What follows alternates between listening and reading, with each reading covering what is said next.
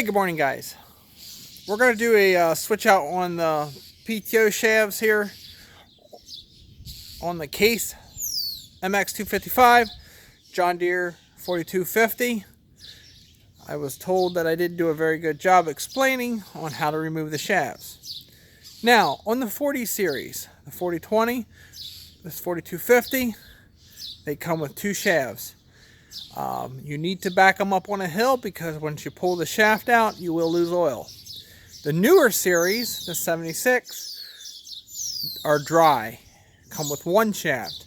Flip it out, pull the snap ring, flip it out, put it back in. That 4250 has to be on a hill when we pull it out. I'm going to show you why. So I hope you guys enjoy this video again on how to remove the shaft. And now, if you have an 806 or a, I think it's a 1066, an international guy, you can correct me. But they have two shafts and you never have to remove them. So, every tractor is different.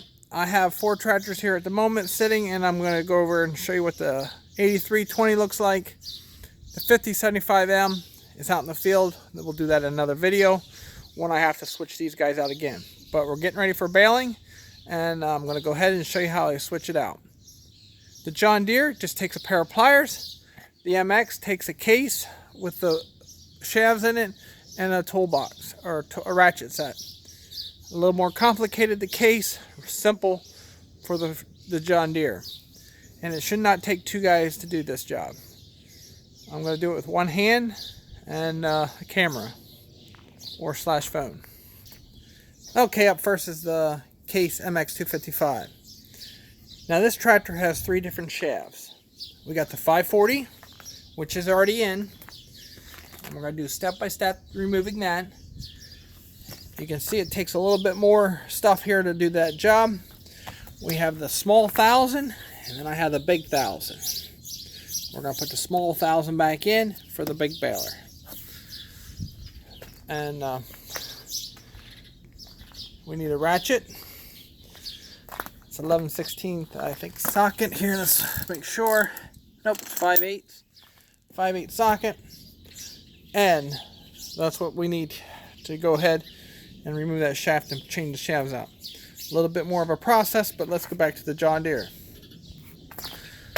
The John Deere has 540 in it right now. There's just 2 items we need. A pair of pliers and a rag. Now the tractor's sitting on a nice grade here, so when I go ahead and pull that out, it will not lose any oil. So I'm going to jump on the other side here, and we'll go ahead and pull the snap rings off. Alright, I'm going to do this with one hand with my pliers. First thing I'm going to do is pull my snap ring loose.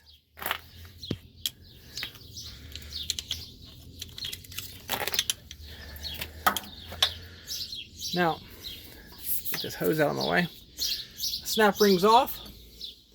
And first thing I want to do here real quick, I like to use both hands, but I'm not going to be able to do it because I'm going to hold the camera and show you how quick this is. So we're going to go to 1000. Again, this has 2 shafts. It's not like the newer Deeres. This is 1000. The snap ring's on. I'm going to set this one down. I'm going to go ahead and pull this one out. You're going to see a little oil come out. Put her right back in.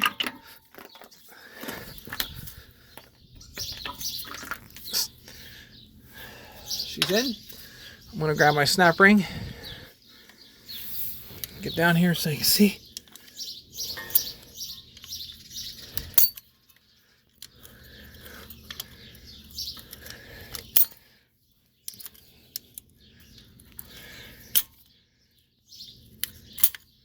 Now I can't get it here with one hand, but there.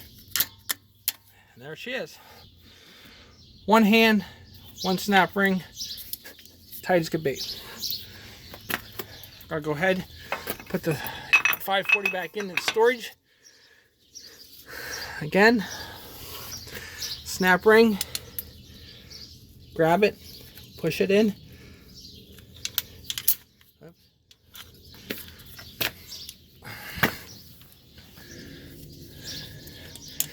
It does go a little bit over with both hands.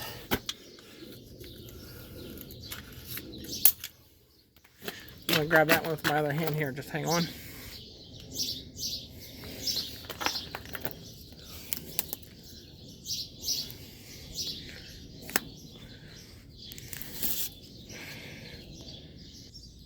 Okay, this tractor is done already.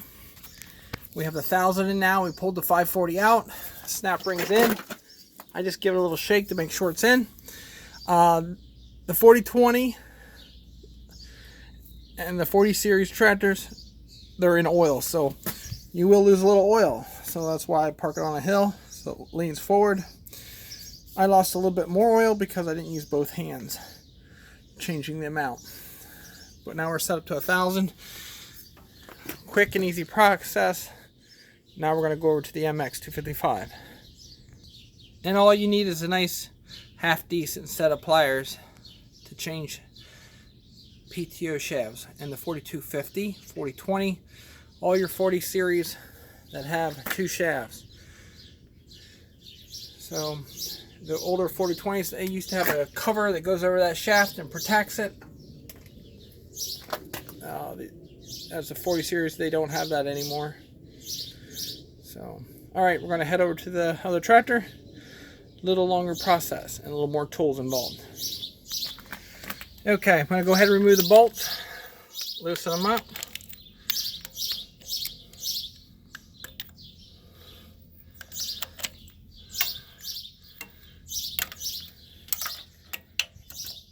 So you have to use a socket, extension, and a ratchet. 3/8 I use is plenty.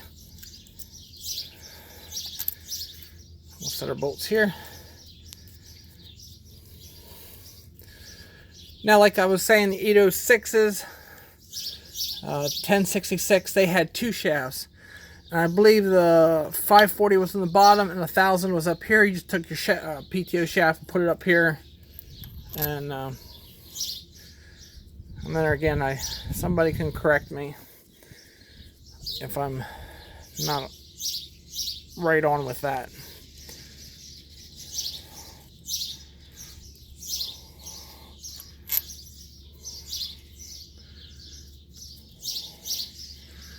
So once the bolts are removed, we can go ahead and pull the shaft out. This one is dry, so I do spray a little penetrating oil in there to keep the splines lubed up. I grab a rag. I usually have my gloves on. Just put it on there. Just shake it a little bit. And off she comes. Set it here.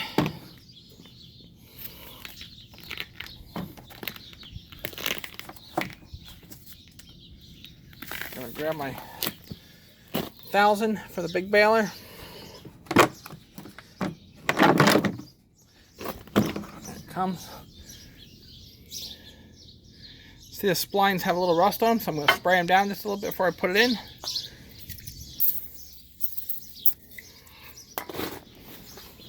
As you can see, no oil comes out of the back of the tractor. So this would be like the newer John Deere's with the snap ring where they're sealed up. And John Deere, the newer 76 series, they have where you just flip the switch shaft around and use the same shaft. Here we use different shafts. So we're going to put this new shaft in, line it up, build a little friction and pressure there. Shaft's in, so I'm going to go ahead and pull the other shaft out of the housing and slide it on there. So the case tractor is a little bit more complicated, but it's not bad. Go ahead and turn these up. Now there you can see I have the 1000 in, so we're ready to hook up to the big baler. I like to give them a good about 85 pounds of torque on that bolt, roughly, give or take, just to make sure it's good and tight so they don't vibrate loose. So now we're ready to back into the big baler and hook it up and get ready for the day here. As you can see, the weather is kind of cloudy yet, but to change the shaft on the MX, a little bit more stuff is required. On the John Deere, a lot less. And on the Fendt tractors, they're kind of like John Deere, pair of pliers and snap rings. So I thought that was kind of interesting, so I thought I'd throw that in. We'll walk out here to the 83 and I'll show you that shaft. Now on the 8320, that comes with a big shaft, and that works good for the Myers spreader, the tank spreader, and when we purchase a new big baler, I'll get it with the big shaft, so it can be used with a big shaft. I think it's a lot better to run big shafts like that on these big balers. The New Holland was set up with a small shaft, 1000. This is the big 1000. Right now, to put a small 1000 on there, I have an adapter, and I'll show you that. So that was the 8320, and we'll go back here in the shop and show you the adapter I have to put on for a small 1000. This is the adapter here for the 8320 to go to small 1000. If I wanted to hook this baler up to it, the New Holland, I would use this. Not one of the best tools to use, but it gets the job done. Alright guys, so this was the mx255, switching out the shaft to 1000, and the John Deere 4250. The 40 series through the John Deeres were all the same, 2 shafts, snap rings. They are wet inside there, so back them up on a hill. Shouldn't take more than a couple seconds to flip them out. So leave in the comments what you guys experienced with like the 806s, the 1066.